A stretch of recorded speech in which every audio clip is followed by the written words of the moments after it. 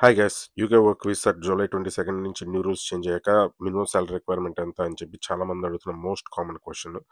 And also మాకు already ప్రీవియస్గానే skill work visa ఉంది. ఇప్పుడు వీసా రెన్యువల్ అప్పుడు మాకు ఎంత మినిమం సాలరీ రిక్వైర్మెంట్ ఉండాలని కూడా అడుగుతున్నారు. సో వాళ్ళందరి కోసం ఈ స్మాల్ 3 స్టెప్స్లో చెప్తాను, వినండి. మీకు already skill work visa April 2024 కన్నా ముందే వచ్చుంటే, అంటే అప్పట్లో 26,200 ఆ టైంలో వచ్చుంటుంటే, మీకు రెన్యువల్ చేసేటప్పుడు మీ సాలరీ వచ్చి 31,300 ఉండాలి. ఇదంతా టేబుల్ 2A లో చూసుకోవచ్చు. నెక్స్ట్ వచ్చి ఏప్రిల్ 2024లో 38,300 అయింది కదా. ఇప్పుడు కనుక రెన్యువల్ చేసుకోవాలనుకుంటే వాళ్ళకి మినిమం సాలరీ రిక్వైర్మెంట్ వచ్చి 41,700.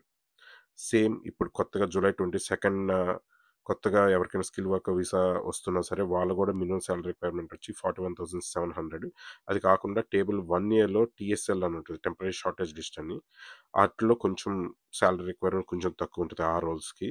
అండ్ ఆల్సో ఈ టేబుల్ 1A అయితే క్లియర్గా మీకు ఏ ఏ రోల్స్ ఇంకా ఉన్నాయి, ఇప్పుడు జూలై 22 న్యూ రూల్స్ చేంజ్ అయ్యాక ఏ ఏ రోల్స్ ఇంకా ఉన్నాయి స్కిల్ వర్క్ వీసా ఇవ్వడానికి అనేది కూడా లిస్ట్ కనిపిస్తుంది. అండ్ ఆల్సో ఈ టేబుల్స్ అన్ని చూసే లింక్ కావాలంటే డూ కమెంట్ చేయండి లింక్ అని. And also do follow Shiv's world. All the best.